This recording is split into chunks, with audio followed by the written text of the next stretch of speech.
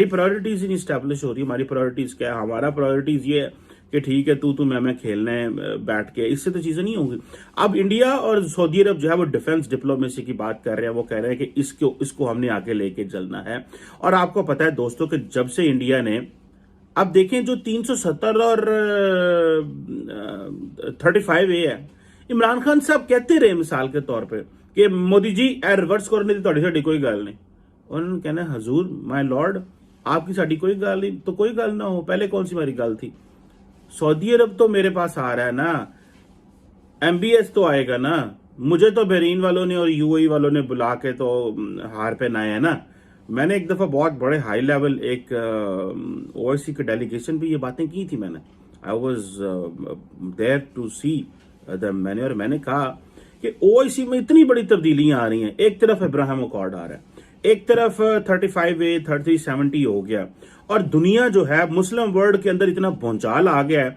और आप जो है बजाय इसके कि मुस्लिम वर्ल्ड को समझाने के, मुस्लिम वर्ल्ड को बताने के, जो ट्रांसफॉर्मेशन हो रही है इन द रिलेशनशिप और जो ट्रांसफॉर्मेशन हो रही है इन द रोल ऑफ बाकी ममालिक के, मैं कहा तुम ये गल ही नहीं करते। आपके मुंह में ताले लगे हुए हैं कि आपने बताना ही नहीं है कि इब्राहिम अकॉर्ड से क्या तब्दीलियां होंगी। जो आप देखें कि फॉर एग्जांपल आपने एक मॉडल देखा होगा कि इंडियंस आजकल बड़ी बात करते हैं कि जनाब वो टनल्स हैं, वो इधर हो गई, वो कश्मीरी यहां से आ गए, वो कश्मीरी वहां से आ गए। हालांकि कश्मीरी तो बेचारे दब दुब गए, खत्म हो गए, उनको वो तो रेजिस्टेंस ही नहीं कर पा रहे क्योंकि इंडिया ने फोर्स का इतना ज्यादा इस्तेमाल किया है। पाकिस्तान पीछे हट गया, पाकिस्तान ने कहा हम डिप्लोमेटिक पॉलिटिकल मॉरल सपोर्ट करेंगे, तो वो चीज ही खत्म हो गई। सो जिसकी वजह से अब वो कहते हैं यहां से ये सारा, बहुत सारे लोगों का कहना यह है कि इसराइली मॉडल है, इसराइल फलस्तीनियों के बारे में ये करता था एंड सो फोर्थ। अब क्वेश्चन ये है कि 370 और 35A के बाद दुनिया का कौन सा मुल्क है जो पाकिस्तान की चीज को सपोर्ट कर रहा है? अब यह है कि हमारी मिलिट्री के अच्छे ताल्लुकात हैं अरब वर्ल्ड के साथ, इसमें कोई शक नहीं है।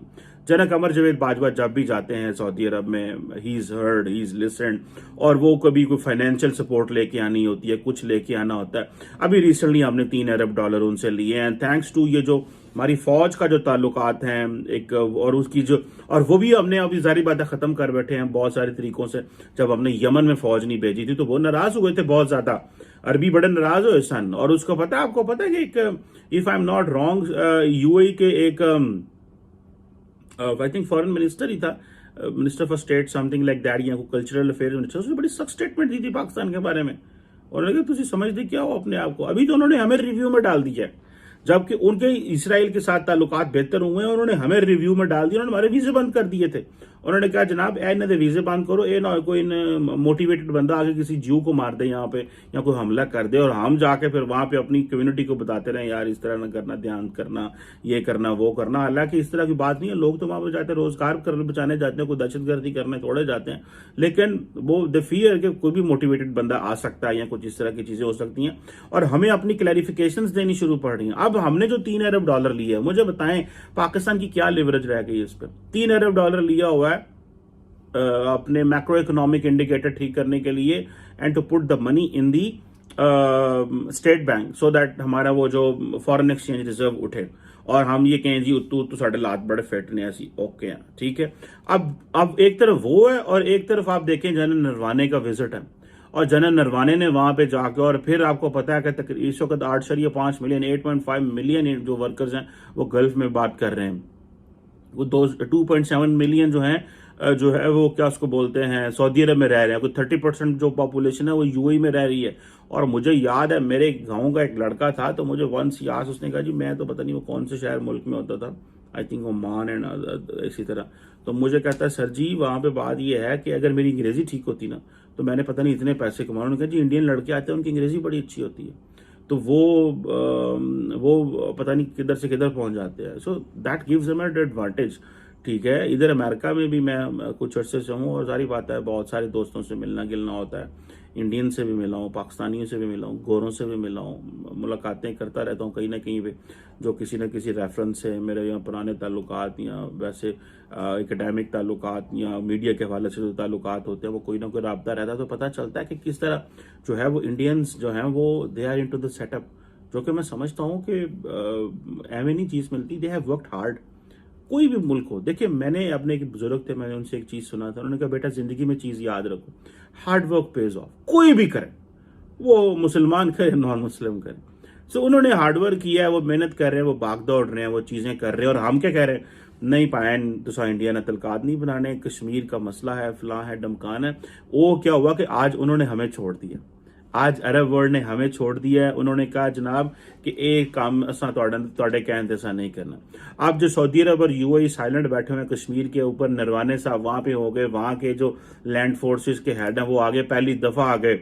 अब वो जो 75 साल हमने कश्मीर के ऊपर जो बांधी हुई थी ना चीज, वो खत्म हो, क्योंकि अब उन्होंने अपने इंडिपेंडेंट पॉलिसीज करना शुरू कर दी। फिर हमारे जो डिफेंस टाइज थे उनके साथ, और हम एक चीज कहते रहते, क्योंकि अगर वो याद होगा जब यमन की जंग शुरू हुई तो हमारे तब इमरान खान साहब की हुकूमत अपोजिशन, ये पार्टी अपोजिशन में थी, तो नवाज शरीफ साहब की थी हुकूमत। तो उन्होंने कहा जनाब ये बताया हमें कि यमन की जो जंग हो रही है, सऊदी अरब हमें फौज मांग रहा है, मेरा ख्याल है if I am not wrong इन्होंने कोई $1200 फी फौजी ऑफर किया था, या इससे भी ज्यादा, आई एम नॉट श्योर, ठीक है, मुझे कंफर्म नहीं, लेकिन मैंने कहीं पढ़ा था। अच्छा, इन्होंने कहा जनाब के यमन की जंग शुरू हो चुकी है, आप हमें ये बताएं, अपोजिशन ने हुकूमत से पूछा किसको खतरा है, क्या हाउस ऑफ सऊद को खतरा है, क्या खाना काबा को खतरा है, या सऊदी अरब को खतरा है।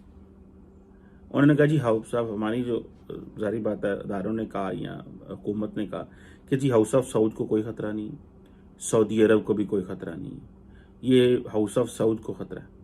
तो हम ये फिर ये फैसला हुआ कि हमें अपनी फौज नहीं भेजी। सऊदी से बड़ा महसूस किया था इस चीज़ को, जैसे मैंने बताया यूएई फिर आ गया और बाकी लोग। अच्छा, ये भी आपको पता फिर अरबियों का भी था, उनको हम इनको पैसे देते हैं, वो कहते थे लैंड फोर्सेस भेजो, हमारी फौजेस के साथ मिलकर इनके साथ लड़ो, ठीक है।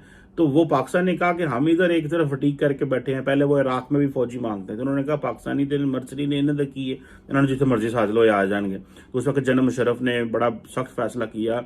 सुनने में आ रहा है कि उस वक्त लोग कहते थे कि जनरल मुशर्रफ भेजना चाहते थे, लेकिन समहाउ इट वाज डिसाइडेड कि नहीं जो है वो जाना।